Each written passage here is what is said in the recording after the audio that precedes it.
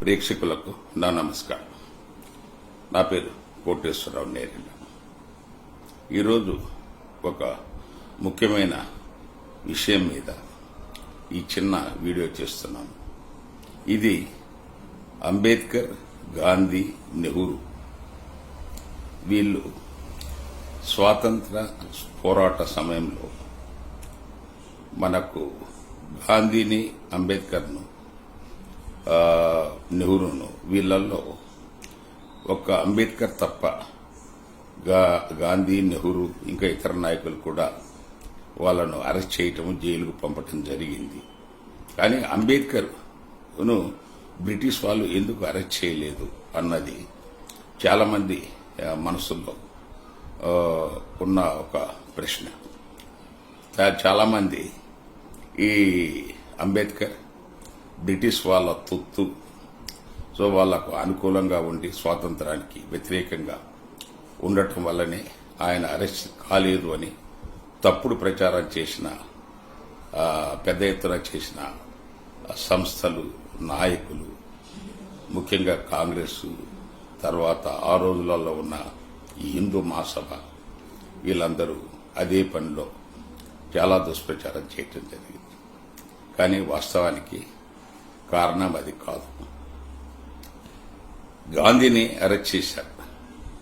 గాంధీని అరెస్ట్ చేసి పూనా ఎర్రవాడ జైల్లో ఉంచారు చాలా కాలం. ఆయన ఆ ఎర్రవాడ జైలు అంటే 42 ఎకరాల విస్తీర్ణంలో ఉన్న ఒక మహా ప్రాంతంలో పచ్చని చెట్లు. సో గాంధీ గారికి 10 మంది సేవకులను ఆయనకు హెల్ప్ కోసం కూడా ఇచ్చి ఆయన జైల్లో పెట్టారు. అది గాంధీ గారిని బంధించిన జైలు విధానం.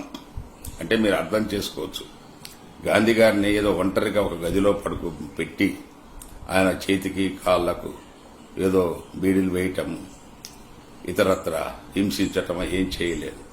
ఆయనకు పూర్తి స్వేచ్ఛనిచ్చారు. ఆయన ఎర్రవాడ జైల్లో మనకు ఆయన ఇష్టం వచ్చిన రీతిలో మేకపాలు తాగుతూ, వేరుశనగ ఆయనకి ఇష్టమైన ఆహార పదార్థాలు తింటూ, ఆయనకు బాడీ మ్యాచ్ అన్నీ జరుగుతూనే ఉన్నాయి. నెహ్రూ గారికి కూడా అంత పెద్ద ఎత్తున నెహ్రూ గారు జైలు పాలు కాలేదు. కానీ ఆయన కూడా సౌకర్యాలతోనే జైలు జీవితం అనుభవించాడు. ఎటు తిరిగి మనకు ఓన్లీ నేతాజీ సుభాష్ చంద్రబోస్ ఆయన ఒకడే మహానుభావుడు. ఈరోజు మన దేశం ఆయన గుర్తించక ఆయన పక్కన పెట్టేసిన కొంతమంది దుర్మార్గులు వాళ్ళే దేశభక్తుల్లాగా ప్రచారం చేసుకుంటున్న ఈ దేశంలో నేతాజీ సుభాష్ చంద్రబోస్ ఒక ఐసీఎస్ ఆఫీసర్గా సెలెక్ట్ అయిన వ్యక్తి. ఆయనకు బీడీలు వేసి అమెరికా వీధుల్లో ఆయన నడిపించిన ఘటన ఎక్కడ కూడా ప్రచారంలోకి రాలేదు. ఇన్ఫ్యాక్ట్ నేతాజీ సుభాష్ చంద్రబోస్ మరణం కూడా మనకు ఎన్నో దశాబ్దాలు గడిచినా దాని మీద ఇంకా అది ఒక ప్రశ్నగానే మిగిలిపోయింది. సో ఇది మన ఇతర నాయకుల జైలు జీవితం. సరే, అంబేద్కర్ విషయానికి వస్తే అంబేద్కర్ ఒకసారి కూడా అరెస్ట్ కాలేదు. ఎందుకు కాలేదు? బ్రిటిష్ వాళ్లతో ఆయనకున్న సఖ్యత అనే తప్పుడు ప్రచారం. పోనీ వాస్తవం ఏంటంటే అప్పుడు ప్రపంచంలో చాలా ప్రాంతాలు, చాలా దేశాలు బ్రిటిష్ వాళ్ళ కాలనైజేషన్లో, బ్రిటిష్ వాళ్ళ వలసాధిపత్యంలో ఉన్నాయి. సో మన దేశం కూడా బ్రిటిష్ వాళ్ళ కంట్రోల్లోనే ఉన్నది. అలాంటి మన దేశమే కాకుండా బర్మా, సిలన్, పాకిస్తాన్ అప్పుడంతా ఒకటే దేశం ఉండేది. మొత్తం భారత ఉపఖండం ఇంకా ఇతర చాలా ప్లేసెస్లో కూడా ఈ బ్రిటిష్ వాళ్ళు మనకు ఆధిపత్యంలో వాళ్ళ పరిపాలనలో ఉండేది. సో ఇంగ్లాండ్లో లా చదివి లా క్లబ్ ఒకటి ఉంది. ఆ లా క్లబ్లో మనకు ఎన్నో దేశాల రాజ్యాంగాల మీద పట్టు ఉన్న నిష్ఠాతులైన కొంతమంది ఆ లా క్లబ్లో మెంబర్స్.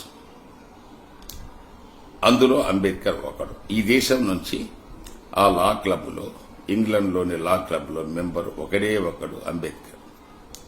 సో ఆ లా క్లబ్ నియమ నిబంధనల ప్రకారం ఆ లా క్లబ్లో మెంబర్ అయిన ఎవరినైనా ఈ దేశ ప్రభుత్వమైనా అరెస్ట్ చేయాలంటే ముందు వాళ్ళ అనుమతి తీసుకోవాలి. సో ఆ రకంగా మనకు అంబేద్కర్ గారిని అరెస్ట్ చేయాలంటే బ్రిటిష్ ప్రభుత్వం ఇక్కడ ఉన్నప్పటికీ కూడా మన యూకేలోని లా క్లబ్, లా ఎమినెంట్ పీపుల్ క్లబ్లో పర్మిషన్ కావాలి. సో ఈ పంచాయతీ అంతా ఎందుకని చాలా సందర్భాల్లో వీళ్ళు అంబేద్కర్ను అరెస్ట్ చేయటం కూడా చేయలేదు.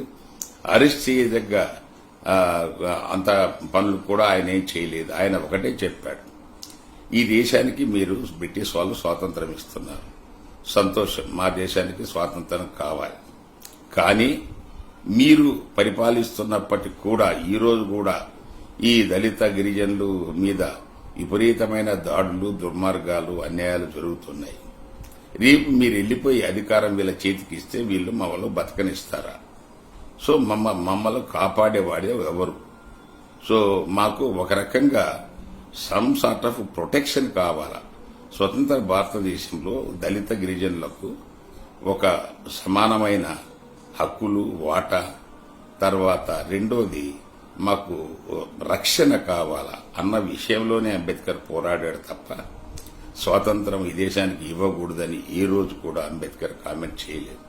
కానీ తప్పుడు దేశభక్తులు మనకు ఈరోజు దేశాన్ని భ్రష్టు పట్టిస్తూ ఈ దేశాన్ని 70 సంవత్సరాలలో కూడా ఒక అంగుళం కూడా ముందుకు జరగనివ్వకుండా చేస్తున్నది తప్పుడు ప్రచారకులు వల్లనే అంబేద్కర్ మీద అలాంటి అపవాదు పడిందనేది ప్రేక్షకులు గమనించాలనేది నా విజ్ఞప్తి. Thank you. కోటేశ్వరరావు.